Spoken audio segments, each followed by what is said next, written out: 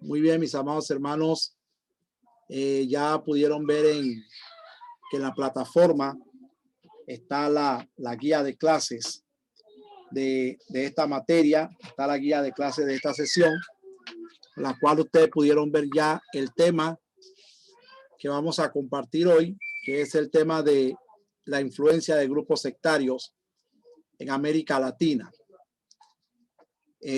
Para resumir esto, en la unidad anterior, nosotros pudimos ver en la clase 1 lo que era la diferencia entre una secta y una religión.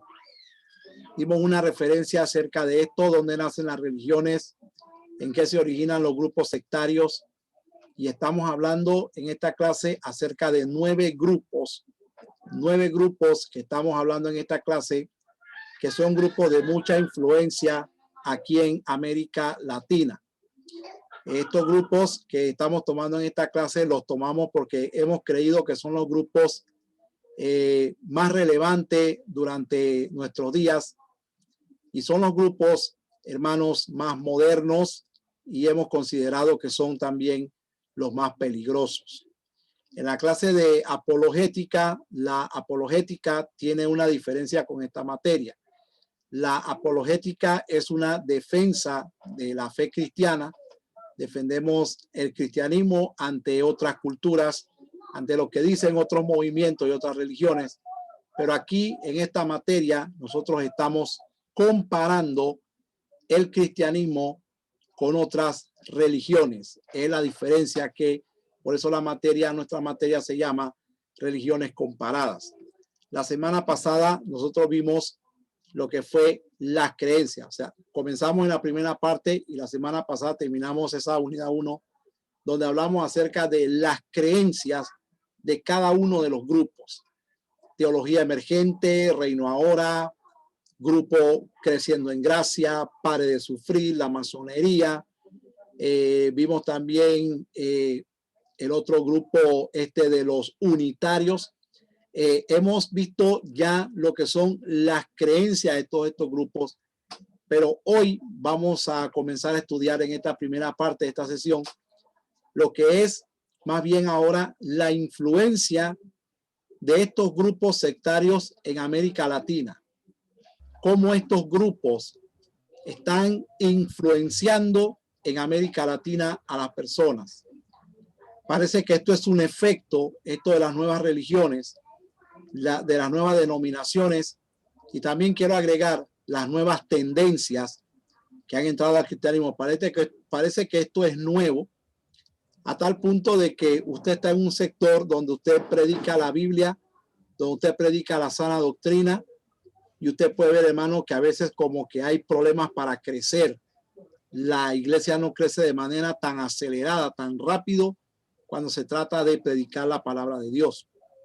Sin embargo, vemos que estos grupos tienen sus orígenes, algunos en la visión de una persona, otros tienen sus orígenes en el sueño de alguien. Y sin embargo, estos grupos se establecen en una parte y ganan muchas personas. ¿Por qué? ¿Por qué? ¿Qué está pasando, hermanos? Que el cristianismo no tiene un crecimiento tan acelerado. Quizás en algunas partes sí, en otras no. Pero estos grupos sí. Estos grupos sí tienen crecimientos acelerados y bastante rápido. Y no solamente crecimiento numérico, sino también crecimiento económico.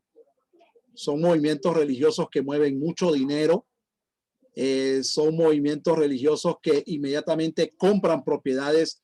Le es fácil comprar propiedades. Hay iglesias cristianas, hermanos, que llegan a un lugar y de pronto hay problemas para que una iglesia cristiana tenga un terreno, para que una iglesia cristiana tenga una propiedad. Muchas veces se da bastante problema, pero estos movimientos no. Edifican rápido, tienen canchas de juego rápido, tienen canales de televisión rápido. Son grupos, hermanos, de mucha influencia en América Latina, sobre todo en América Latina. No se ve tanto movimiento sectario en el sector de Europa. Debe haberlo, Pero en el sector de Europa, lo que más se mueve es la filosofía, el racionalismo, el empirismo, los métodos científicos, son los que más se mueven en Europa, ¿verdad? Sobre todo el racionalismo. Europa es la cuna del racionalismo. Pero América Latina, hermano, es la cuna de las sectas, de los peores movimientos sectarios de la historia. Todos se han surgido en América Latina. Entonces vamos a ver, hermano, en qué han influenciado estos grupos en nuestro continente. Yo quiero hacer una pregunta a mis amados hermanos antes de proseguir. ¿Leyeron, hermano? ¿Leyeron las lecturas que estaban en la plataforma? ¿Pudieron leerla, hermanos? Y si alguien leyó, a ver si nos puede comentar algo que aprendió, algo que pudo percibir en la lectura, mis amados hermanos.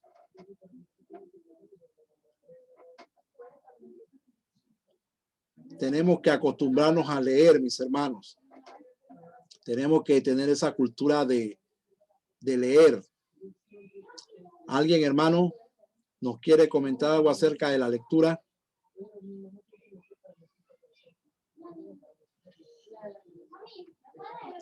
Muy bien.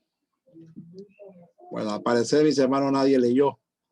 Pero bueno, tenemos, hermanos, que superar esa parte, ¿verdad? Acuérdense que la lectura, acuérdense que el resumen de su lectura debe de ir en su tarea. Eso no es algo que usted leyó. Y debe haber una parte también de retroalimentación, a donde nosotros nos retroalimentamos, por ejemplo, con lo que usted leyó, usted lo comenta, lo comparte, y entonces esa es una parte de retroalimentación. Nosotros aprendemos los unos de los otros, así que quiero pedirle, hermanos, que por favor, todos, por favor, pongan atención a las lecturas. Muy bien, entonces vamos a comenzar con una base escritural. Yo por lo menos puse estas bases escriturales después de estudiar algunas influencias de estos grupos. Me llamó la atención, por ejemplo, aquí cuando Jesús da una referencia en la parábola del mayordomo infiel. Y en Lucas 16, verso 8, en esa parábola Jesús dice unas palabras que parecen tener un principio que es muy cierto. Dice, y alabó el amo al mayordomo por haber hecho sagazmente. Y al final dice, porque los hijos de este mundo son más sagaces. Los hijos de este siglo, dice, son más sagaces en el trato con sus semejantes que los hijos de luz. Interesante lo que dice nuestro Señor Jesús ahí. Los hijos del mundo más sagaces en su trato con su semejante que los hijos de luz.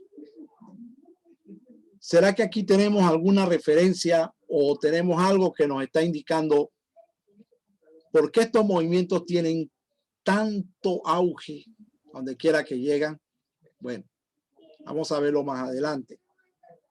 Acá, en otra base escritural, en Efesios 4:11 en adelante, esta cita bíblica dice, y él mismo constituyó a unos apóstoles, a otros profetas, evangelistas, a otros pastores y maestros, a fin de perfeccionar a los santos para la obra del ministerio, para la edificación del cuerpo de Cristo, hasta que todos lleguemos a la unidad de la fe y del conocimiento del Hijo de Dios, a un varón perfecto, a la medida de la estatura de la plenitud de Cristo, para que ya no seamos niños fluctuantes, llevados por doquiera, por todo viento de doctrina, por estratagemas de hombres que para engañar emplean con astucia las artimañas del error. Oiga bien eso, la emplean con astucia. Para eso están los 5 ministerios. Cuando se refiere al apóstol y al profeta, se está refiriendo a la base de las escrituras. Como dijimos la semana pasada, el evangelista, el pastor y el maestro vienen edificando a la iglesia sobre esa base.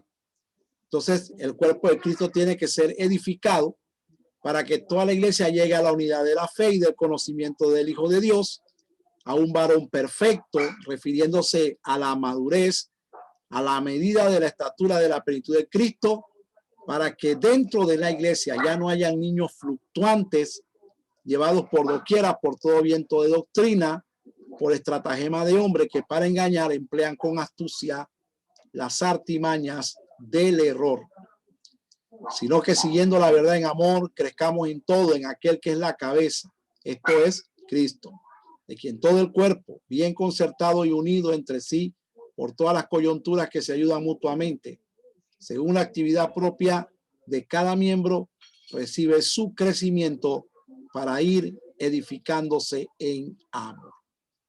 Entonces, la iglesia tiene el deber de crecer. La iglesia tiene el deber de crecer como un edificio santo, pero también están las personas que ayudan a ese crecimiento de la iglesia y está la razón por la cual la iglesia tiene que crecer. Mis amados hermanos, antes de seguir adelante, antes de continuar, estoy viendo muchos hermanos con las cámaras apagadas. Me gustaría, hermanos, que por favor prendieran sus cámaras para que todos estemos interactuando, para que todos estemos aquí viéndonos. Por favor, se los agradezco, hermano, y muchas gracias. Que todos estemos con nuestras cámaras encendidas, a que el profesor no esté como solo aquí hablando. Muy bien, hermanos. Entonces ya tenemos aquí dos bases escriturales y yo puedo entender que las bases escriturales nos hablan a nosotros de cómo nosotros debemos influenciar sobre el cuerpo de Cristo, cómo nosotros debemos influenciar para llevar a la iglesia a la unidad de la fe, para llevar a la iglesia al conocimiento del Hijo de Dios, cómo debemos usar los dones para que nuestra gente no sean arrastradas por el error. Por otro lado, Efesios 4 nos dice a nosotros que los hombres que llevan a la gente tras el error lo hacen con astucia. Jesús, en la primera cita bíblica que vimos, habla del trato sagaz que tienen los hijos del mundo con sus semejantes. Son sagaces. Buscan la manera de convencer. Buscan la manera de ganarlos, de alcanzarlos, de acercarse, de traer acercamiento. ¿Será, hermano, que nosotros como iglesia hemos estado fallando en esa parte? ¿Será que nosotros como iglesia hemos estado mostrando alguna debilidad en ese aspecto? Por lo cual, hermanos, yo quiero que al final de este tema nosotros podamos hacer una reflexión, porque este tema no termina hoy, este tema termina la próxima semana, porque hoy no vamos a ver todos los movimientos. Entonces, sí quisiera que al final hiciéramos una reflexión acerca de cómo y por qué, que nos retroalimentemos aquí y ustedes digan por qué creemos que esta gente está siendo de influencia en América Latina. Por ejemplo, la secta Pare de Sufrir y su capacidad de influencia y crecimiento. Quiero pedirle a alguien que no ha escuchado por aquí, quiero pedirle, por favor, a nuestra hermana Fanny que encienda su micrófono y nos lea esta diapositiva, por favor.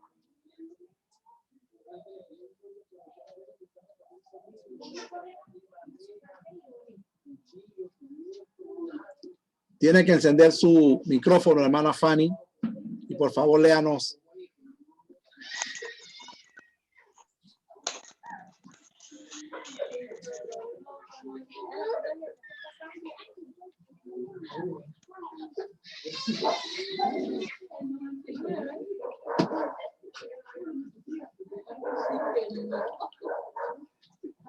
Ok, la hermana parece que tiene algún problema. No, pastor, sí le escucho. Ok. Solo me dice que lea una diapositiva, pero no veo. No ve. Ah, ok. No aparece. Ok. No hay nada en pantalla ahora mismo. Sí están las diapositivas, pastor, pero me parece que en la computadora... Sí están las diapositivas. Sí están. Pastor, sí está de las diapositivas. Ya la vi, pastor. Ya la vio. Ah, ok. Léanos, hermana, si puede leernos. Secta Pare de Sufrir y su capacidad de influencia y crecimiento, dice. Necesidades personales. No hablan del más allá, sino del más acá. La salvación es una experiencia reducida a la gratificación momentánea y se restringe a la solución de todos los problemas personales, familiares y laborales, ya sea de orden emocional, económico.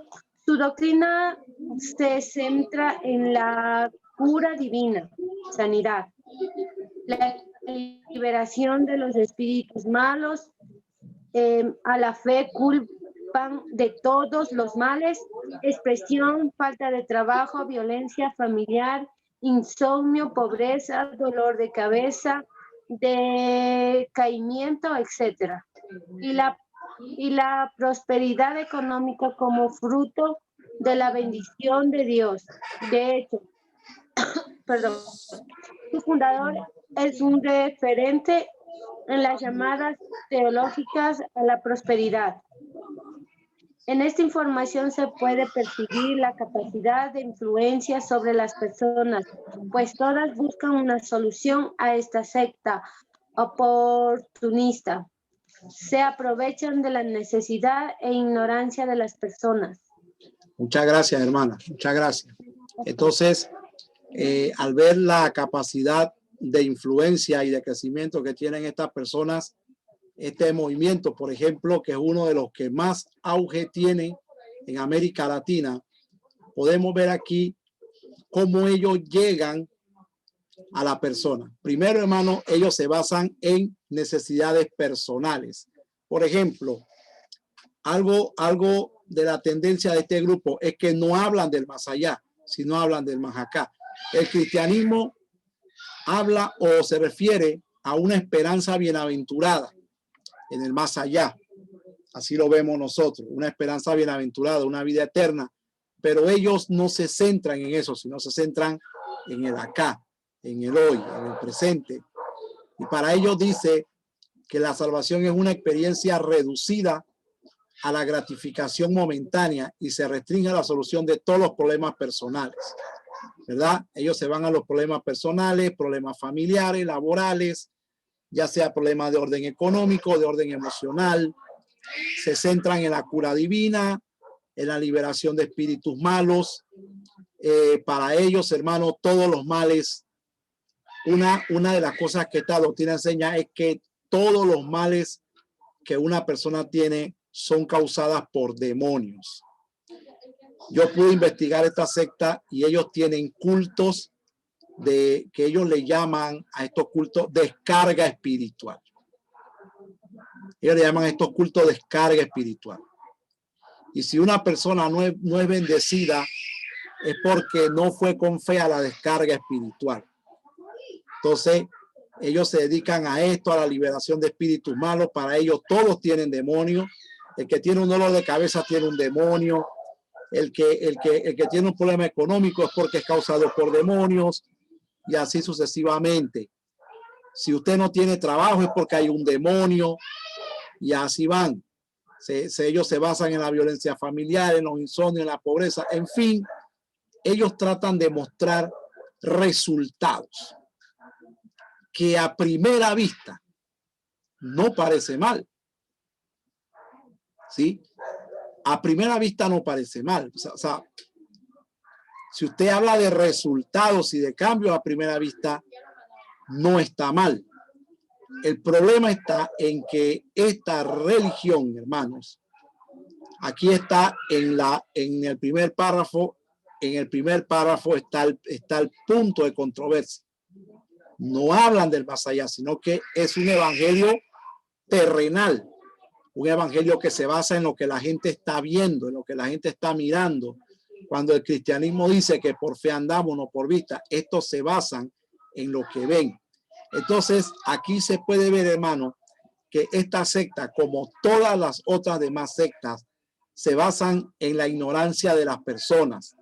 Hermano, qué fácil es tomar un versículo bíblico y aplicarlo de manera literal a un problema. Eso, hermano, es fácil de hacerlo. Entonces, esta es una secta oportunista que va directamente a lo que es las necesidades personales. Otra cosa que utiliza esta secta es la manipulación. La manipulación. Por ejemplo, uno de los argumentos de este grupo es que si la prosperidad no llega, la razón será que no ofrendó lo suficiente o no se invocó debidamente el nombre de Jesús o no asistió a suficientes reuniones de descarga espiritual, entre otras excusas, ¿no? Ellos se justifican de manera inmediata. De allí que el fiel no tiene otra salida más que ofrendar más. Pues, o sea, mientras la persona ya está convencida, ¿verdad? Y entonces, al ver que no hay resultado en su vida y en otros sí, no fue porque no ofrendaste bien o porque no viniste, a la gente no le queda más nada que seguir ofrendando y seguir ofrendando hasta tal punto en donde muchas personas han quedado arruinadas.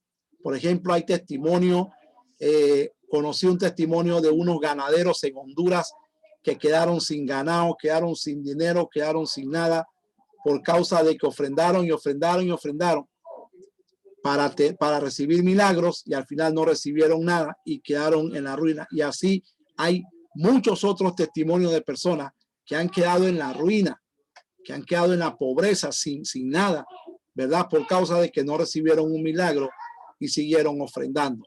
Entonces ellos manipulan a las personas con este argumento. Entonces, en este argumento se puede percibir que su capacidad de crecimiento está en la manipulación de sus adeptos. Entonces ya aquí tenemos dos cosas de este movimiento.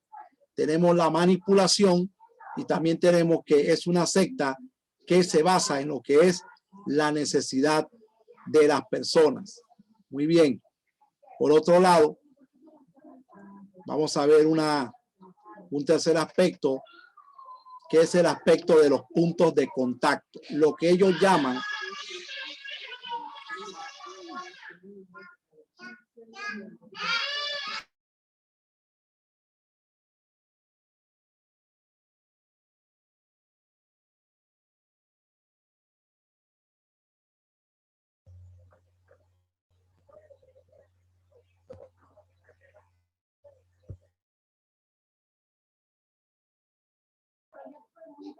está lo que se llaman los puntos de contacto, es lo tercero, y esto lo podemos mencionar como la teología barata, ¿verdad?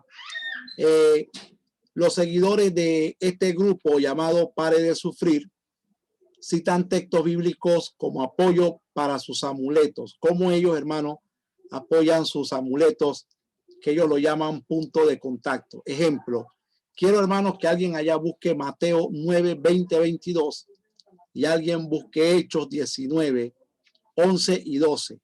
Uno lea uno y el otro lea el otro, por favor.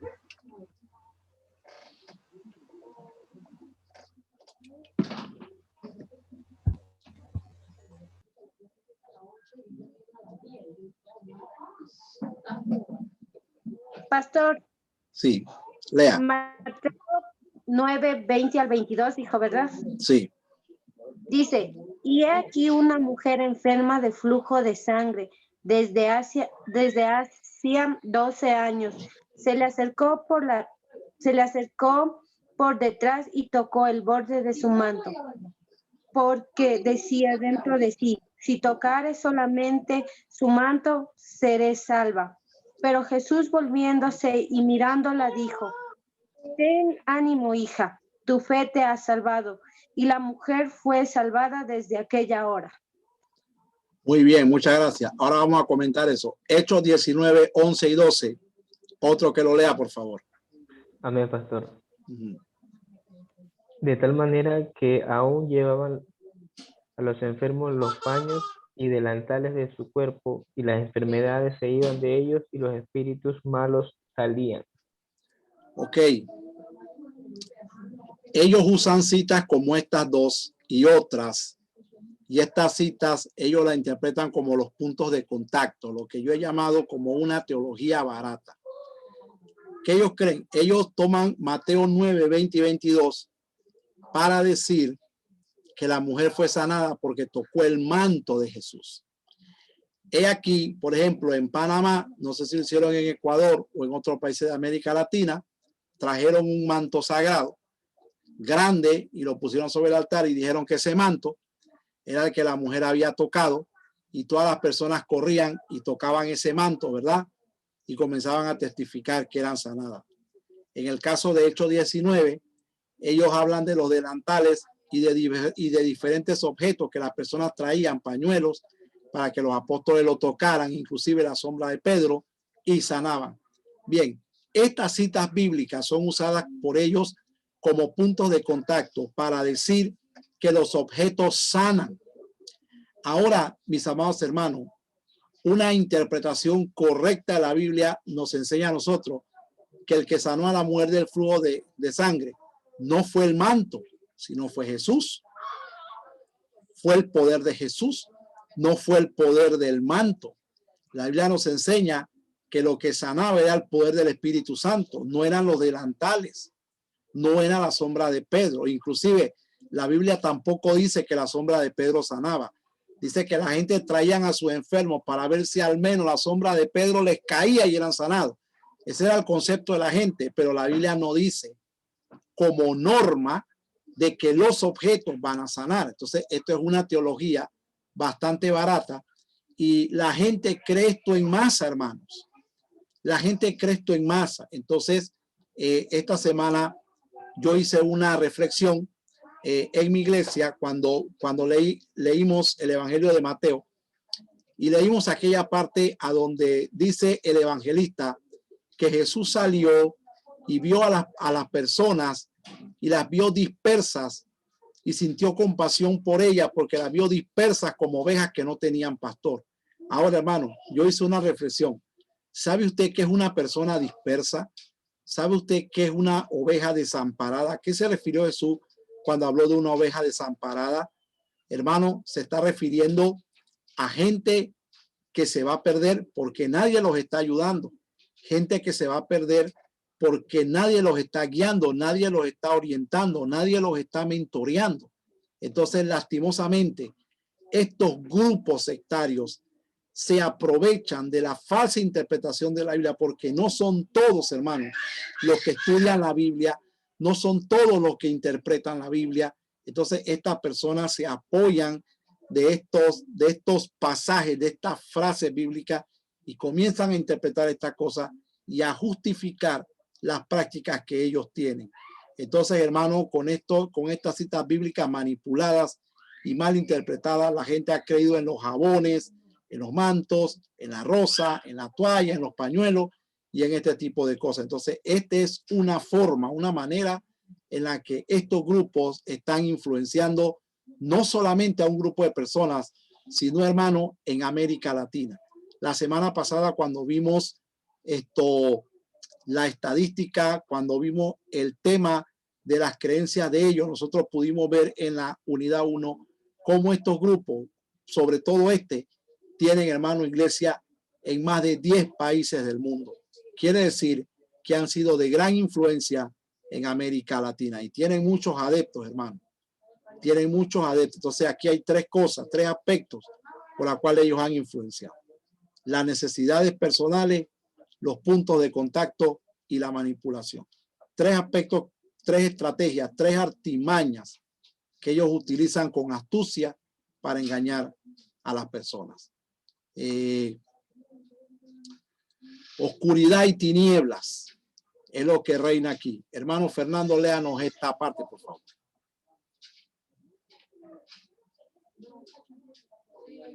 Oscuridad y tinieblas. El excesivo énfasis en solo milagros y sanidades por parte de sufrir significa que se han limitado en enseñar que el cristianismo es solo eso. En esta secta no hay un verdadero discipulado bíblico. Por ende, inducen a sus adeptos a creer solo esa parte de lo que la Escritura enseña. No se les enseña una correcta cristología, la justificación y lo que significa creer y seguir a Cristo. Esa limitante bíblica que aplican estos falsos maestros a sus seguidores ha conducido a muchos a seguir a Dios solo por interés y sanidades y por las cosas materiales que ellos dicen que Dios les dará, pero no hay un compromiso genuino con Cristo. Ok, gracias, hermano. La pregunta es, ¿A dónde irá toda esta gente? ¿A dónde irán todas estas personas al momento de morir? ¿Dónde pararán? ¿Dónde terminarán? ¿Qué será de sus almas? ¿Qué será de su vida? Hermanos, a mí Dios me dio la oportunidad de poder alcanzar para Cristo a un profesor de universidad que estaba en este grupo, pertenecía a este grupo. Y yo pude compartirle acerca del infierno, de la bendita esperanza. Y el profesor, para la gloria de Dios, salió de este movimiento y se convirtió al Señor. Hermanos, esta gente no sabe nada de Biblia. Esto es oscuridad y tiniebla. Es un camino peligroso lo que muestra este movimiento religioso llamado Pare de Sufrir. La gente está privada de la verdad aquí. La gente vive en una mentira, viven en un error. Pero sin embargo, este grupo sigue y sigue y sigue influenciando más y más personas cada día. Muy bien. ¿Conoce usted a alguien, hermano? Pastor, una pregunta. Si alguien de una de estas sectas testifica que ha sido sanado, digamos, por el manto o por el agua que dicen que traen del río Jordán y ciertas cosas, nosotros cómo pudiéramos orientar a esa persona, o en este caso, cómo pudiéramos tener una definición de quién, por qué fue sanada esa persona, quizás por su mucha fe o porque hubo un poder de parte del enemigo. Qué buena pregunta, hermanos. Qué buena pregunta. Y fíjese, hermano, que yo esperaba que alguien hiciera una pregunta similar. Es cierto que se ven milagros ahí y he visto debates en seminario bíblico de personas cristianas evangélicas como usted y como yo y como todos los que estamos aquí, que dicen, ellos recibieron sanidad por su fe. He escuchado otros argumentos que dicen, ellos recibieron sanidad porque Dios respaldó su palabra, no al grupo. Muy bien, analicemos, hermanos. ¿Qué palabra respaldó Dios ahí? ¿Cuál palabra? Porque si Dios respaldó la fe de alguien que estaba dentro de este movimiento, entonces Dios es partícipe de las tinieblas. ¿Sí? Mi opinión, yo creo que fue para mostrar la gloria de Dios. En los casos en los que a Jesús le han mostrado esto, cuando le dicen quién es el que ha pecado, cuando tienen, por ejemplo, un hijo con alguna deformidad, ¿quién pecó? ¿Pecó el papá? ¿Pecó la mamá? No, no fue porque ningún pecado, fue porque se quiso mostrar la gloria de Dios. En este caso, estando en estas sectas o en cualquier otra secta, si consideramos la palabra secta, yo creo que Dios sabe cuál es el camino correcto y nos lo muestra a quienes nos tiene misericordia. Pero hay gente a la que no es todavía mostrado o no se le ha podido llegar o todavía no hemos podido llegar a ellos. Pero yo pienso que en el caso de estar en un camino equivocado, aunque ellos no lo sepan, lo que se muestra aquí es la gloria de Dios, es el poder de Dios. Bueno, esa es mi apreciación. Ok, bueno, ahí sí yo difiero y no creo que sea la gloria de Dios. Porque sí, déjeme terminar. Yo sé que la clase es buena, excelente, pero segunda de Tesalonicenses me habla a mí de un poder engañoso y esto requiere mucho análisis, porque si yo estoy predicando algo que es mentira, si yo estoy predicando algo que no es verdad, o sea, por ejemplo, este grupo tiene un origen, este grupo no se origina del cristianismo y vemos un milagro allí. Entonces, si Dios mostró su gloria en esa mentira, entonces Dios es partícipe de las tinieblas. Por lo cual yo sí difiero y no creo que sea la gloria de Dios. Y ahora voy a seguir explicando por qué. A ver, ¿quién más iba a hablar? Pastor,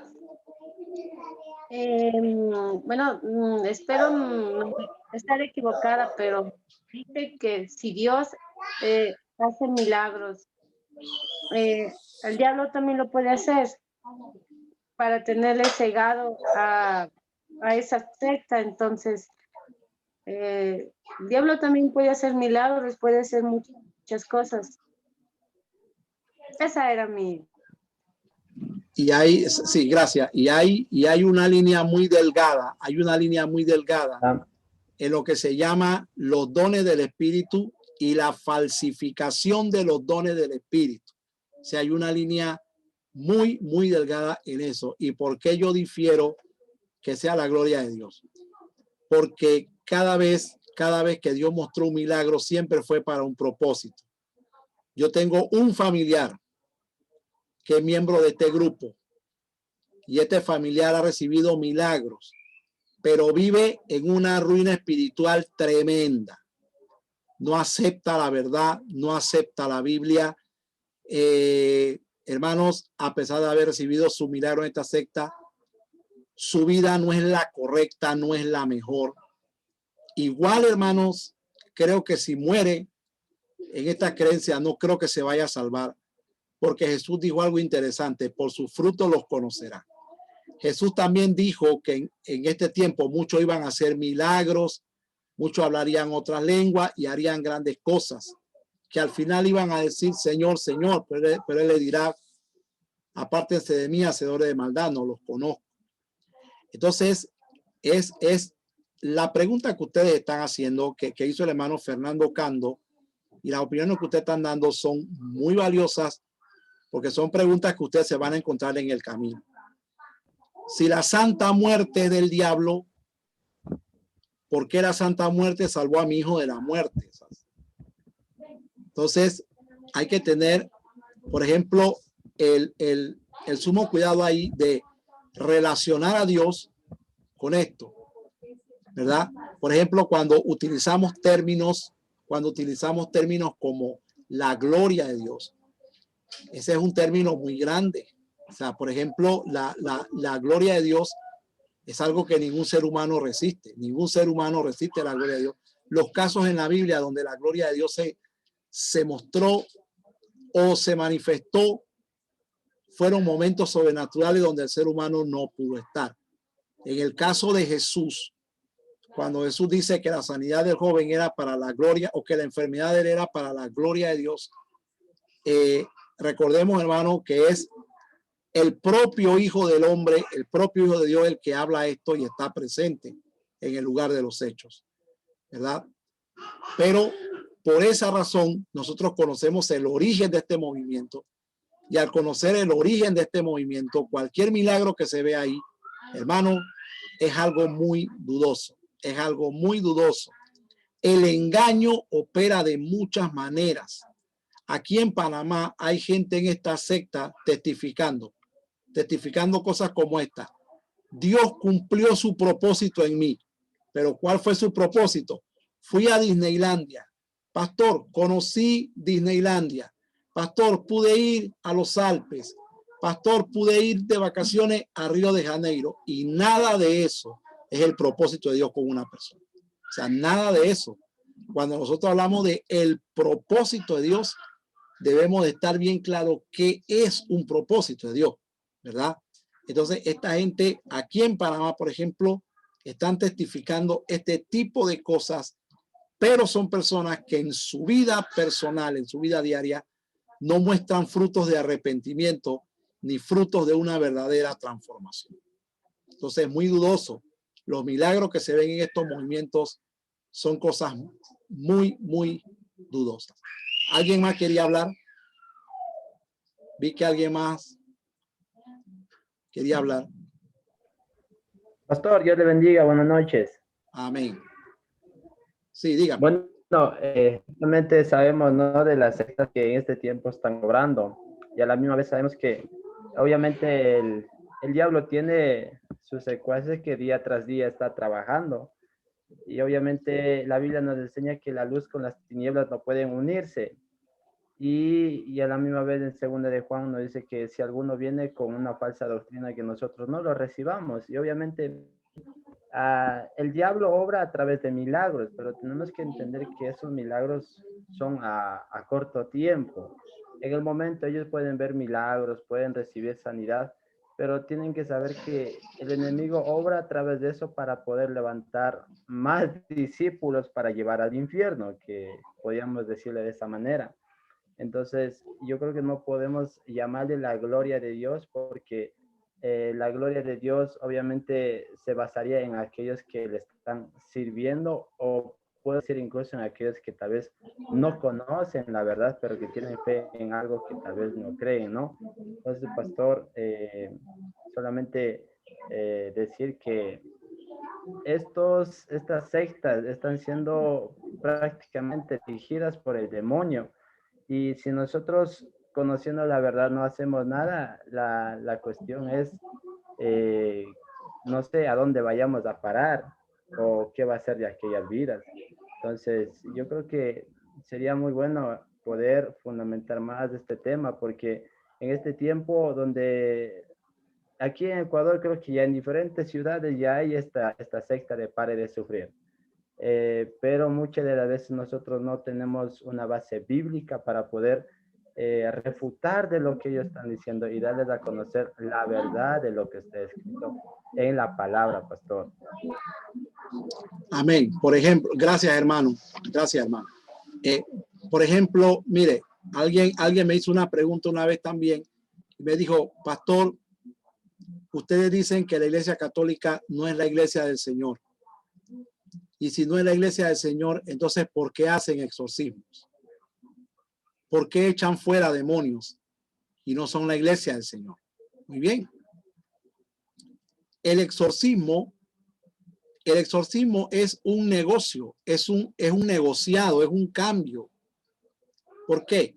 Porque una persona está endemoniada y miren el negocio, observen este negocio. La persona está endemoniada, está en una posesión, un sacerdote llega, riega agua bendita, reza el Santo Rosario, le pide a Santa María, Madre de Dios, ruega por nosotros, y el demonio se va.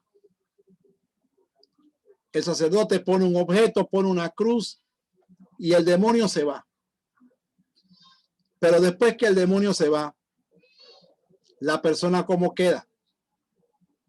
Creyendo en Santa María, Madre de Dios, creyendo en que va a ser protegida con una cruz, creyendo en otras cosas que no es Cristo. Entonces, mire bien el negocio en el exorcismo. El negocio en el exorcismo es, ok, yo expulso un demonio, pero tú quedas con otro, ¿verdad? Tú quedas libre de la posesión demoníaca, pero quedas en una creencia que no es la verdadera. Entonces, allí no podemos relacionar a Dios con eso. No podemos relacionar y decir que fue Dios. Cuando se ve un milagro en uno de estos movimientos sectarios, llámese, hermano, llámese que un muerto se levante. Nosotros debemos también creer que hubo un lugar en el mundo donde se hicieron muchos milagros. Israel. En Israel se hicieron muchos milagros. Y al final de cuentas, Juan 1:11 dice que Jesús a lo suyo vino y los suyos no le recibieron, ¿verdad? El Señor abrió el mar rojo y al final de cuentas el pueblo se volvió apóstata. Se volvieron a adorar al becerro de oro en el desierto. ¿Qué quiere decir, hermano? Que los milagros en un momento dado, si son de Dios, sirven para un propósito. Si no son de Dios, no sirven para ningún propósito. Y aquí es donde está el punto, que esta gente recibe milagros, pero sin embargo no quedan en una creencia cristiana, quedan en otro tipo de creencia y es peor aún porque se arraigan mucho más a una creencia falsa que a venir al verdadero camino. Así que el punto no es el milagro, el punto es en qué camino están. En qué camino están. Muy bien, hermanos, interesante. Esto está bueno, esto está muy bueno, ¿verdad? Está buena esta interacción. Hay que, si esto arranca muchas preguntas, estamos comparando estas religiones, estos movimientos falsos, y es bueno que todas estas preguntas, hermanos, son necesarias en una clase como esta. Ahora vamos a la secta creciendo en gracia en América Latina, su influencia. ¿Cuál es su influencia? Hermano Mauricio, léanos aquí, hermano, la diapositiva en pantalla. Amén.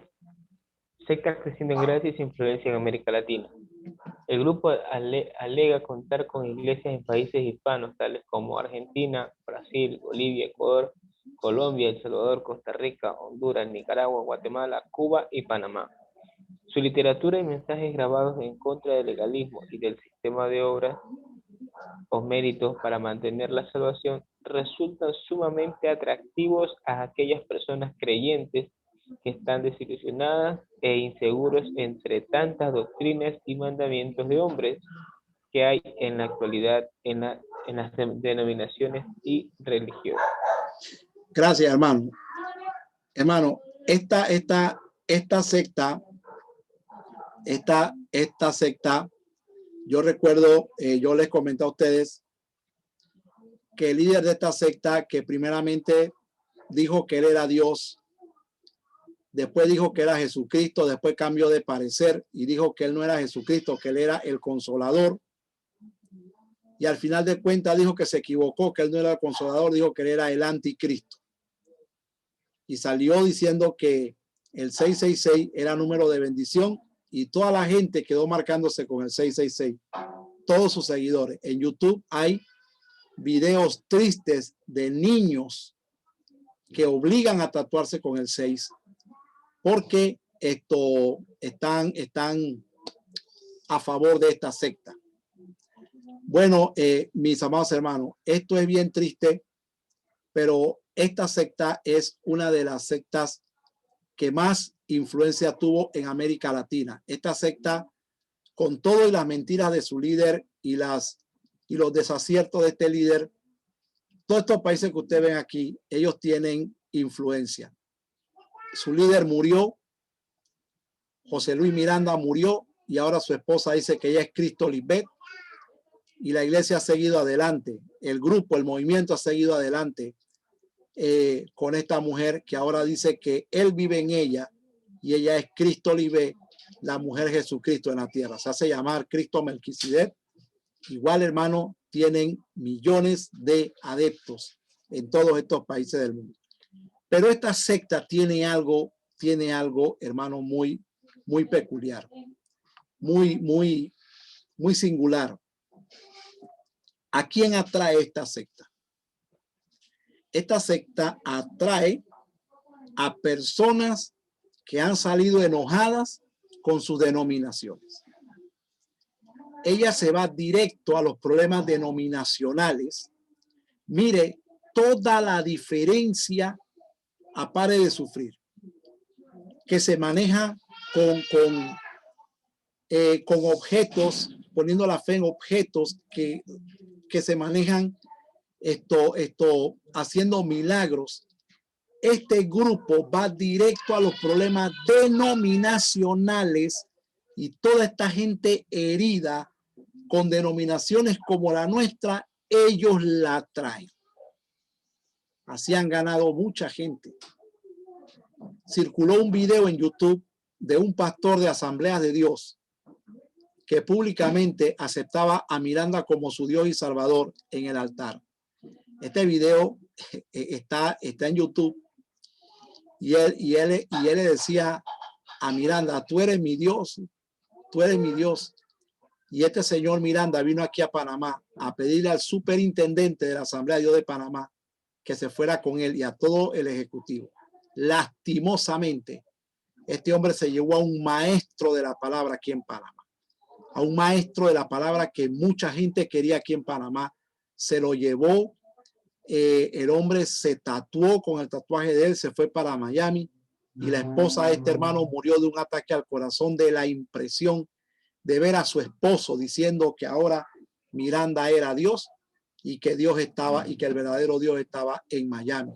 Entonces, ellos en su filosofía, en sus sistemas de predicaciones, ellos se dedican a atacar los problemas denominacionales y atraer a toda esa gente que está herida, que nadie las ha atendido, que nadie las quiere. Ven, tú eres un hijo de Dios, ya tú no vas a perder tu salvación, eres un iluminado, tienes dignidad. Y con este sentimentalismo, ellos atraen a las personas a su denominación.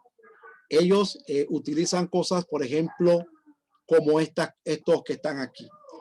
Dice que utilizan lo atractivo, utilizan lo atractivo de otros movimientos. Por ejemplo, la prosperidad la utilizan. La filosofía del reino ahora la utilizan, ¿verdad? Lo atractivo del calvinismo lo utilizan. Ellos son una mezcolanza de todo esto.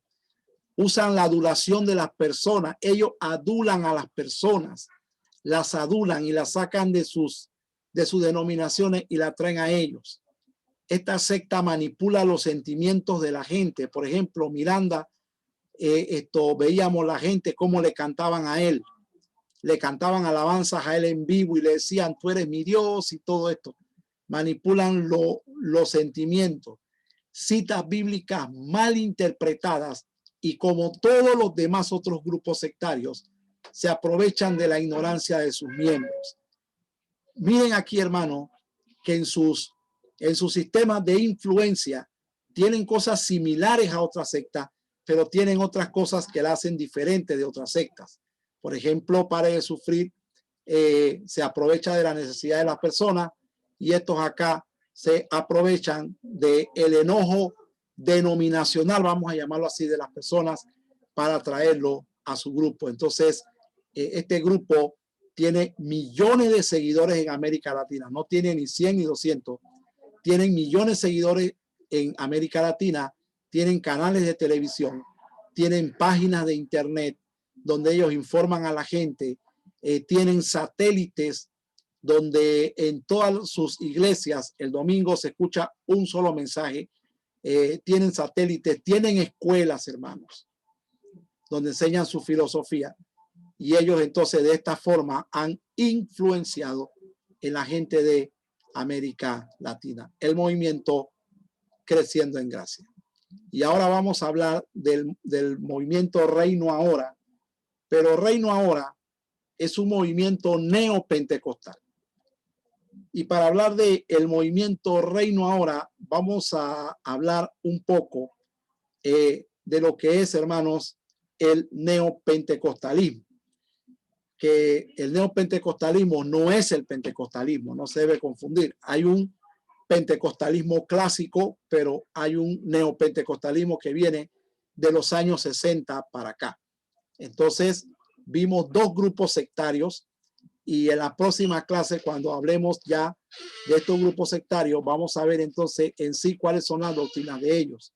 Pero el neopentecostalismo, que empieza hacia fines de los años 60 y comienzo de los 70, comienza una tercera etapa en la que se generalizan dos caminos de crecimiento pentecostales.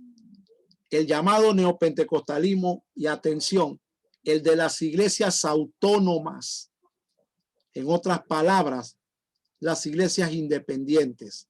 Son dos caminos que surgen del pentecostalismo clásico. El neopentecostalismo y el de las iglesias autónomas. Esto, algunos investigadores y agentes religiosos lo han llamado neopentecostalismo porque mantuvieron rasgos del pentecostalismo clásico, al tiempo que se producían innovaciones teológicas, litúrgicas y organizacionales. Siempre mantuvieron algo del pentecostalismo clásico. Ellos se pluralizaron y ganaron fuerza las expresiones relativas a la presencia del Espíritu Santo. Ahí está el punto de controversia con todos estos movimientos. Se incrementó y sistematizó la puesta de milagros y la figura de pastores como sujetos privilegiados capaces de viabilizar la bendición. En otras palabras, admiración a figuras humanas. En este contexto surgieron articulaciones teológicas como la teología de la prosperidad, la doctrina de la guerra espiritual, el grupo carismático, los hijos de Dios, tabernáculo de David y el movimiento Reino Ahora o Reforma Apostólica, que es uno de los más fuertes del neopentecostalismo. Entonces, vamos a ver cómo es la influencia de este grupo neopentecostal, teología Reino Ahora o Reforma Apostólica, una teología que dice que Dios que Dios le dijo a Peter Wagner o a Bill Hammond que iba a restaurar el reino en la tierra. Aquí comenzó todo, con el sueño de alguien, ¿verdad? Con el sueño de alguien, que Dios iba a restaurar el reino en la tierra y que le iba a dar a la iglesia poder político, económico, cultural, social y religioso. Entonces este grupo se basa en esto, es amilenial, no creen en el arrebatamiento, no creen que va a haber un reino milenial, sino un reino que Cristo, que va a establecer la iglesia, que Cristo la va a recibir de mano de la iglesia. Entonces este grupo utiliza, por ejemplo, falsas promesas, utilizan falsas promesas. Ejemplos: tú eres un rey, naciste para dominar, estableces tu reino en casa. Bueno, utilizan falsas promesas. Otro peligro o sistema de influencia aquí es que aquí no hay un sistema de doctrina. Estos grupos neopentecostales no tienen doctrina. Son iglesias autónomas. Y al no tener doctrina, cualquier sistema de pensamiento o de creencia se puede introducir, porque no hay cómo. La iglesia que no tiene doctrina está en peligro. Son pragmáticos. ¿Qué quiere decir pragmático? El pragmatismo es aquella idea que cree que la experiencia está por encima de lo que dice la Biblia. Son pragmáticos. Pare de Sufrir es un grupo pragmático. También utiliza esta idea. El G12 es un grupo pragmático. Su experiencia está por encima de lo que dice la Biblia. Entonces ellos son pragmáticos, creen en sueños, creen en la guerra espiritual. Tienen ideas como, por ejemplo, cuando tú oras, ángeles descienden del cielo con espadas desenvainadas a defenderte a ti. O sea, son cosas pragmáticas que ellos utilizan, ¿verdad? Ningún hombre tiene autoridad para hablarle a ningún ángel o para darle órdenes a un ángel. Ningún hombre. Esto es antibíblico, mis hermanos. Aquí a Panamá llegó una predicadora hace muchos años de este movimiento. Llegó una predicadora de este movimiento. Y aquí hicieron mucha publicidad en mi país, como por ejemplo el Año del Reino, y trajeron predicadores de este movimiento sin saber, sin conocer esta idea. Y predicaron cosas muy extrañas, hermano, muy extrañas. Y una señora de este grupo vino a predicar aquí, se paró en un altar de una iglesia grande aquí en Panamá, y cuando se paró en el altar, miró hacia un lado y dijo: Miguel, ven acá, párate aquí. Gabriel, venga acá, párese aquí. O sea, según ella le dio órdenes a estos ángeles, a estos arcángeles. Según ella, estos arcángeles estaban donde ella predicaba. O sea, son personas pragmáticas que se dedican a esto de guerra espiritual y todas estas cosas. Y no quiero decir que no hay una guerra espiritual. Nosotros no tenemos lucha con sangre y carne. Pero hay algo en la Biblia que se llama la armadura de Dios, y eso hay que entender. Hay que entender qué es la armadura de Dios. Y al entender la armadura de Dios, entendemos la postura del cristiano en medio de un mundo espiritual. Pero, oído, ningún ser humano es llamado para ir a guerrear con seres espirituales. Mucho cuidado con eso. Tendencias políticas. Otro sistema de influencia con ellos son las tendencias políticas, ¿verdad? Estamos viendo últimamente que como esta secta cree que Dios le va a dar a la iglesia poder político, entonces muchos de ellos están inmiscuidos en la política. Y tenemos, hermanos, una ola de pastores dejando el llamado de Dios para irse a la política. Es porque esta secta ha hecho creer, este grupo ha hecho creer de que la iglesia va a recibir poder político. La iglesia, mis amados hermanos, no es llamada a recibir poder político. La iglesia es llamada a ser testigo de Cristo hasta lo último de la tierra. Sin embargo, aquí, estos son aspectos que ellos han utilizado para influenciar sobre las personas. ¿Alguna pregunta, hermano, sobre el movimiento Reino ahora?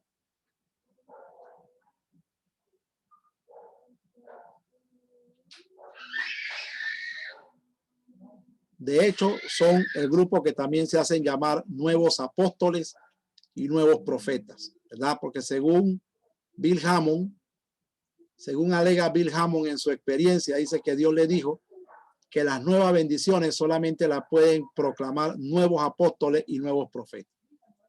Y hay en internet videos de ordenaciones de apóstoles y ordenaciones de profetas, ¿verdad? Interesante. Bueno, ¿alguna pregunta acerca del grupo Reino Ahora, mis hermanos, y su sistema de influencia? Pastor, Sí. Usted habló algo acerca de la política, más o menos. A mí me dio a entender de que nosotros como cristianos no hemos sido llamados para poder ser partícipe de la política. Cuando al menos yo pienso, ¿no? De que viendo en la Biblia vemos a hombres que realmente fueron parte de la política en el Antiguo Testamento. Y obviamente, si nosotros en este tiempo como cristianos tomáramos el poder político, obviamente con una sana doctrina, el pensar mío es que las cosas podrían ser de una manera diferente o podrían mejorarse, tal vez disminuir tanta delincuencia, tanta maldad que prácticamente los políticos han sembrado en este tiempo. Ok, sí, ese fue el sentir siempre de la iglesia desde el Antiguo Testamento.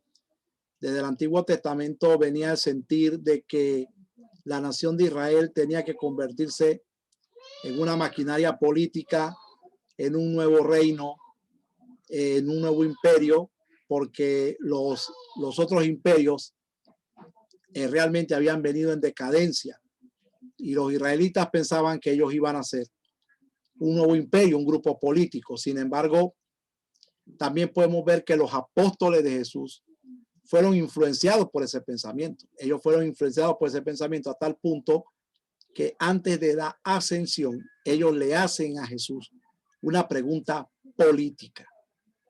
Y le dicen a Jesús: Señor, ¿restaurarás el reino de Israel en este tiempo? Y el Señor le dice: no les toca a ustedes conocer las sazones y los tiempos que el Señor puso en su sola potestad, pero ustedes recibirán poder cuando venga sobre vosotros el Espíritu Santo y me serán testigos en Judea, en Jerusalén, Judea y Samaria y hasta lo último de la tierra. O sea, ¿qué dio a entender Jesús allí? Que la iglesia era un grupo espiritual, no un grupo político. O sea, ahí se hizo la diferencia. Y en el Antiguo Testamento podemos ver que la política de Israel debió ser una política teocrática, sin embargo no fue así. Cuando decimos teocrática es que el gobierno de Dios fue el que debió regir los destinos de la nación. Sin embargo, la nación se corrompió y por eso aparecieron los profetas. Entonces, sí hubieron hombres que participaron en la política, como por ejemplo José, que fue emperador de Egipto. Está Daniel, que por una circunstancia llegó al palacio de Babilonia, por una circunstancia, y terminó siendo el tercer hombre del reino. Pero en este tiempo la iglesia es un pueblo espiritual, no un pueblo político. Ahora, que entre nosotros hay hermanos que participan en la política, eso es otra cosa. Pero jamás se debe cambiar el llamado de Dios por una aspiración política. Ahora, los que no son pastores y tienen la oportunidad de participar en la política deben hacer las cosas bien. Deben hacer la diferencia. Pero la mayoría de los hermanos que han dejado el llamado de Dios para ir a la política o han perdido o han quedado en vergüenza y otros se han hasta corrompido. Hasta hoy no ha habido un cristiano político que yo conozca que haya hecho la diferencia. Si usted conoce a alguno, gloria a Dios y puede mencionarlo, pero yo no conozco a ninguno. Aquí en Panamá un pastor dijo que Dios lo había llamado a ser alcalde y dejó el ministerio y se fue a ser alcalde y quedó en escándalos de corrupción. Cuando dijo que Dios lo había llamado y ocupó el cargo, ganó las elecciones, ganó, pero no fue la mejor administración. No fue dejó muchos cuestionamientos y otras cosas salieron a la luz mientras él administró allí. Así que sí, los que Dios les da la oportunidad de participar en la política deben hacerlo bien, deben hacer la diferencia. Pero los pastores sí no somos llamados. Como iglesia tampoco se nos promete poder político. ¿Sí? Aquí es donde vamos, que es muy distinto a que participemos, a que como iglesia digamos, nosotros como iglesia tenemos el poder político.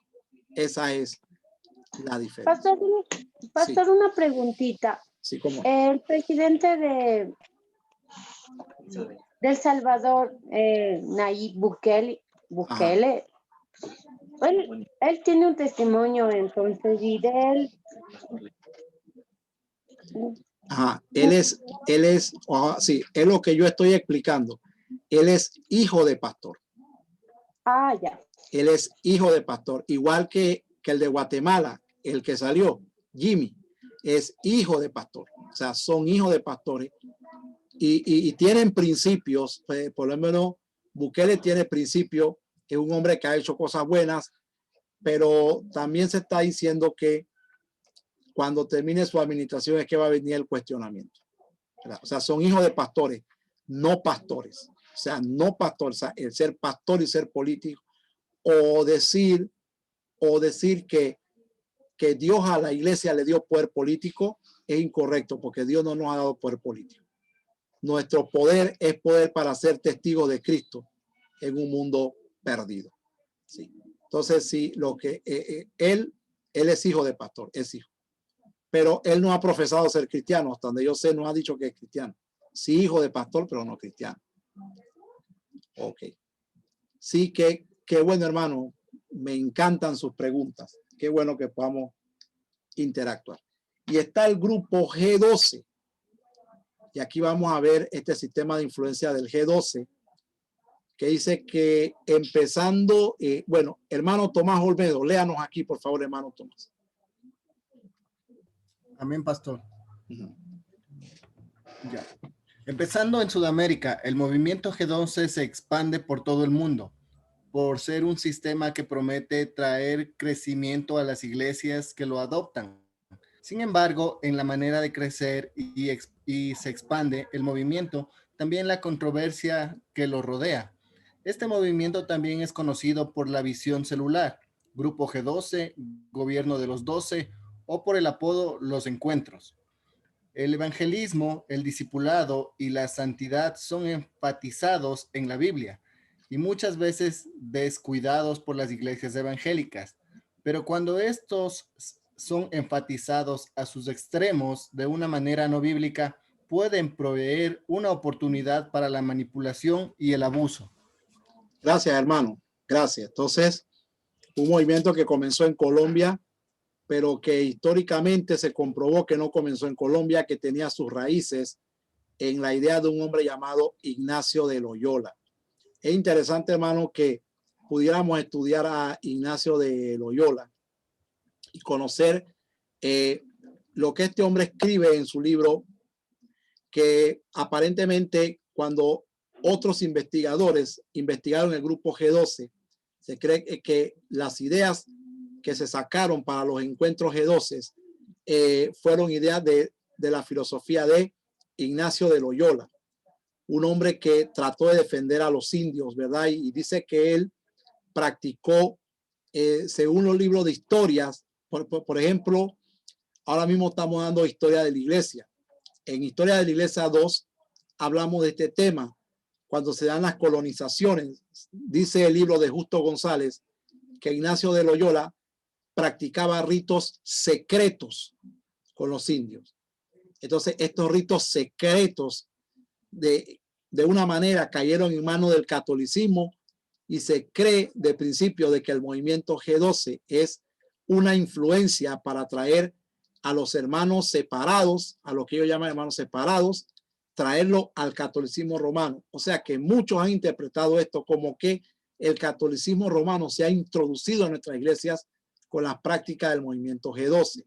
Cuando se ve la estructura de los 12, la iglesia se ve como un sistema de gobierno más que como un sistema de crecimiento dentro de la iglesia. Y es cierto que hay que evangelizar, pero de una forma bíblica, no de una forma no bíblica, porque cuando ya se evangeliza de una manera no bíblica, entonces, hermanos, ya estamos hablando de, podemos caer en la categoría de manipulación y de abuso. En mi caso, hemos recibido 4 personas en nuestra iglesia que vienen de este grupo y vienen dañados, hermanos. Hay que restaurarlos. En el Instituto Bíblico, aquí en el Bíblico en Panamá, tuvimos 5 alumnos que venían de este grupo que fueron a muchos encuentros y son personas que había que restaurarlos. Entonces, este grupo al parecer deja secuelas en su gente. Pero vamos a ver algunos sistemas de influencia que ellos tienen. Por ejemplo, la presión psicológica. Dice que énfasis en la necesidad de asistir, en la obligación de asistir a los preencuentros, encuentros y posencuentros, creando una imposición psicológica a los que no van. Hermano, esto es verdad porque alguien que yo entrevisté me testificó acerca de esto. Dice que se motiva a las personas con palabras alentadoras y endulzadas. Y si esto no basta, se toca el ego de los hermanos usando la frases y versículos bíblicos fuera de contexto para ejercer presión y diciendo cosas como que Dios quiere a valientes y que a los cobardes morirán en el desierto. Piden a las personas, piden que las personas se comprometan a llevar adelante la visión a toda costa, imponiendo fecha y límites. Cuando algunos no pueden cumplir, les catalogan de rebeldes, improductivos, cobardes y todo tipo de denigraciones. Yo atendí un caso de alguien que fue privado de libertad dentro de una iglesia por no querer testificar a favor del movimiento G12. Lo privaron y lo obligaron a testificar. Hay muchos testimonios con este grupo G12 y cómo ellos han influenciado sobre las personas. Otro sistema de influencia aquí, otra manera en que ellos influencian sobre la gente están aquí. Vamos a leer. Voy a pedirle a la hermana María Coro que me lea el primer párrafo, a la hermana Fanny el segundo y al hermano Fernando que nos lea el tercero. Lean aquí, por favor.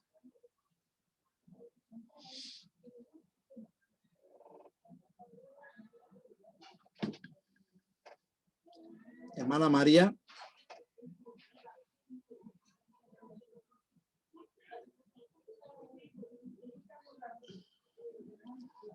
Ok. Hermana Fanny, lea el primero, por favor. Espera un momento. Ajá. Ya. Ahí está. Se fijan en metas para las células. Ganar una cantidad determinada de nuevos adeptos en determinado tiempo y a la célula tienen bajo rendimiento. Se hacen los cambios y correcciones. Ok, se fijan metas, sistema de influencia, se fijan metas para la célula, ganar una cantidad determinada, tiene que ganar 12, después de 12 no puede pasar. Después de 12 no puede pasar. Entonces, de ahí se cambia la persona y así sucesivamente. Esta es una manera de ellos influenciar sobre la gente. Hermano Vicente, léanos el segundo, por favor.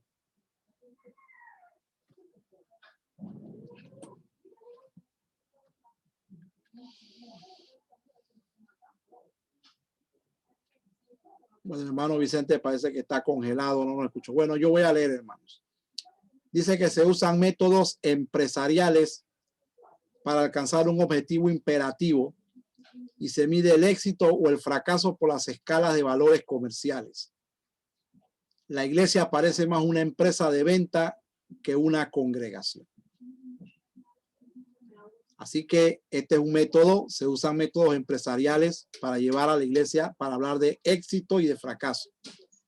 En los cultos, los pastores no predican de otra cosa que no sea la visión. Hay que tratar de producir para la visión. Tal parece que la visión es más importante que el mismo Jesús. Maneras de influenciar. Y por último, se pretende que el nuevo converso se desarrolle y obtenga un crecimiento en tiempo récord, alterando los procesos naturales. ¿Cómo crecemos nosotros acá? Venimos a la iglesia, somos discipulados, vamos al bautismo, luego vamos a la escuela de doctrina bíblica, luego a una escuela de liderazgo y así sucesivamente hasta que luego a un seminario bíblico, hasta que servimos al Señor. Acá la persona se le prepara en tiempo récord, alteran todos los procesos naturales y las personas sin conocimiento y sin preparación son líderes. Aproximadamente en 3 meses ya es líder, un aproximado sin haber estudiado a fondo la Biblia. En su formación acelerada, la persona es bombardeado por los conceptos y reglas del G12 y ya está preparado para captar adeptos e incluso presidir preencuentros y encuentros. Qué tremendo. En 3 meses ya usted está listo para ser líder, para tener célula y para llevar gente a encuentro y para presidir encuentros. Imagínese eso. Y para realizar prácticas en los encuentros. Hermano, estas diapositivas todas van a ser puestas en la plataforma. Esté pendiente en la plataforma porque todas estas diapositivas yo las voy a poner ahí en la plataforma. Así que, ¿alguna pregunta hasta aquí, mis hermanos? Hemos visto hasta aquí la manera de influencia de 4 grupos. Pare de sufrir, movimiento G12, creciendo en gracia. 3 grupos. Hemos visto hasta aquí. ¿Alguna pregunta, hermanos? ¿Algo que quieran agregar? Digan. Pastor, yo tengo una pregunta. Y la música, porque yo he visto que hay música de G12 y la música es muy espiritual y no sé, la música también entonces ocupan ellos. Sí, lo que pasa es que ellos en ese sentido, ellos son tienen o mantienen ideas de otros grupos también neopentecostales. Por ejemplo, la próxima semana nosotros vamos a hablar de la teología emergente y ahí vamos a hablar de lo que es este sistema de música. Ahora, ellos usan música y la música en un momento dado no dice nada. Los católicos usan nuestra música y cuando nosotros cantamos, los católicos allá dicen que por qué estamos usando la música de ellos. Y así sucesivamente. El punto no es tanto la música. El punto aquí es el sistema de creencia, el sistema de manipulación y el origen de estos grupos, que es lo más importante. El origen de estos grupos. Usted ve una iglesia Pare de Sufrir y en Pare de Sufrir le tienen una música de Jesús Adrián Romero. Porque todo esto es parte de este conglomerado de engaño. En un momento usted oye una cancioncita cristiana ahí y usted cree que son cristianos, son un grupo cristiano, están hablando de Dios, pero no, todo eso es parte de el engaño. Hay muchos de estos cantantes que son parte de esos grupos. Por ejemplo, Jesús Adrián Romero pertenece a la teología emergente y muchas personas se están preguntando por qué él ha cambiado su predicación, ahora habla de política, habla de la parte femenina de Dios, habla de que Jesús era un borracho, que nosotros podemos celebrar Halloween, ha inventado cosas como Jesús y sus apóstoles en la última cena cuando tomaron y fomentaron un desorden entre ellos, que Jesús era divertido y todas estas cosas son producto de las creencias que ellos tienen, porque lo que ellos van creyendo, hermano, van alterando el mensaje de la Biblia y van alterando sus prácticas también. Así que en un momento dado, la música que ellos usan no dice tanta cosa, no dice mucho. Okay. ¿Alguna otra pregunta, hermano? Yo veo que ustedes están como en un lugar bastante frío, ¿verdad? Veo algunos que van a tener que mandar algo de frío acá porque Panamá es súper caluroso, Panamá. Panamá es tierra caliente, hermano, tierra caliente. Por eso es que cuando Panamá juega allá en Ecuador siempre pierde, ¿verdad? Porque no aguantamos el frío. Así que, bueno, gloria a Dios por él. Yo cuando fui a Guatemala en el 2016 no aguantaba ese frío, hermano. Eso era una cosa bárbara, infernal, ese frío para mí en Guatemala. Estuve un mes en Guatemala con 16 grados. Yo no aguantaba eso, hermano. Yo no aguantaba eso. Qué frío. Yo el primer día feliz con el frío. Ya el segundo día yo quería tempana. Pero gloria a Dios por el frío que hace ahí. Acá estamos a 17 grados en este momento. 17. No se ve, hermano. Se ve que hay algunos que no quieren ni hablar. Y la ciudad de Riobamba está rodeada por nevados. Somos un congelador. Tenemos a cada lado un nevado. Wow, hermano, manden algo para acá. Manden algo para acá, hermano, porque acá se necesita. Un frío tremendo. Wow, gloria al Señor. Gloria al Señor, hermano. Bueno, Pastor, dígame. Ajá, dígame. y al terminar la clase, ¿no? Solo algo que estar bueno en la Biblia nos enseña acerca de tomar y todo, prestar atención, ¿no? Y a la misma vez desechar todo lo que no nos edifica. Y obviamente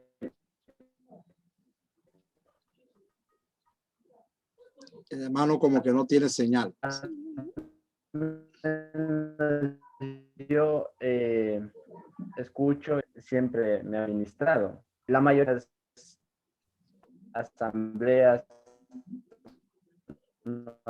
asambleas, si hay que ser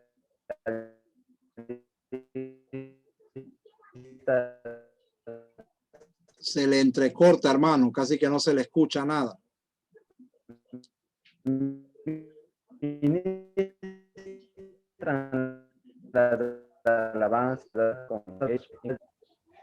Ahí, pastor. Ahora sí le escucho. Ya, listo, pastor. Le decía que, bueno, no sé hasta dónde me escuchó, pero le decía que estamos en un tiempo donde la mayoría de las iglesias que son de las asambleas de Dios prácticamente se dejan llevar por las músicas, así hablando directo, que son por generación 12. Y mayormente este grupo ha estado en este tiempo tocando la vida de muchas personas. Y no sé, en esa parte, ¿cómo nosotros lo tomaríamos si ellos, aún conociendo de la sana doctrina, se dejan llevar por las sectas o por los movimientos que se han levantado? ¿O dónde estaría el problema? Porque, bueno, al menos yo he escuchado en ocasiones la prédica de César Castellano, y varias de las prédicas obviamente motiva, enseña cosas que realmente son de la sangre de Cristo, de alcanzar la salvación, cosas que realmente a uno edifican, ¿no? Y no sé en ese caso si realmente nosotros dejaríamos de escuchar por completo o no sé, nos basaríamos en lo que dice en Primera de Tesalonicenses, tomar lo bueno, desechar lo malo. Entonces, eso, pastor, para poder salirnos de la duda. Buena pregunta. Yo pienso que la opción sería ahí lo que dice Primera de Tesalonicenses, porque esta clase tampoco se trata de denigrar a las personas, ¿verdad? Nosotros no estamos denigrando a las personas, ni estamos minimizándolas, sino que estamos defendiendo, estamos comparando los orígenes de estos movimientos, las posturas bíblicas de ellos. Pero si usted tiene la capacidad de escuchar, desechar lo malo y tomar lo bueno, gloria a Dios. Hay personas que no tienen esa capacidad. Hay personas que inmediatamente se confunden, inmediatamente se cambian de iglesia, inmediatamente comienzan a pelear con sus pastores, con los hermanos de la iglesia, comienzan a comparar porque no tienen esa capacidad. Ahora, si alguien tiene la capacidad de poder oír y tomar lo bueno y desechar lo malo, esa sería la mejor opción. Sería la mejor opción. Así que gloria al Señor, mis amados hermanos. Bueno, los dejo para que puedan seguir gozando de su frío. Yo aquí voy a gozar de un café ahora. Amén. Así que gloria al Señor, mis amados hermanos. La próxima semana continuamos con este tema que no hemos terminado porque tenemos que hablar de la influencia de los otros grupos que faltan. Y la otra semana terminamos para entonces seguir con nuestra materia que está interesante. Hermanos, lean, por favor, lean, vayan a la plataforma. Ahí está el libro, ahí está la consulta. Lean, hermanos, incluyan, no se queden sin leer. Las lecturas que hemos puesto en el sílabo son lecturas cortas, no son lecturas largas. Léanla e instruyanse mis amados hermanos. Y nos despedimos. Padre, te damos gracias, Señor, por la vida de mis hermanos. Bendícelos, guárdalos de todo mal. Padre, que el próximo martes estemos aquí para seguir aprendiendo, Señor. Bendícelo en todo lo que ellos vayan a hacer, su familia, su ministerio y todo lo que hagan, Señor. Bendícelos, bendícelos, bendícelos, Padre. Amén y amén. Dios me les bendiga, mis amados hermanos. Dios les bendiga.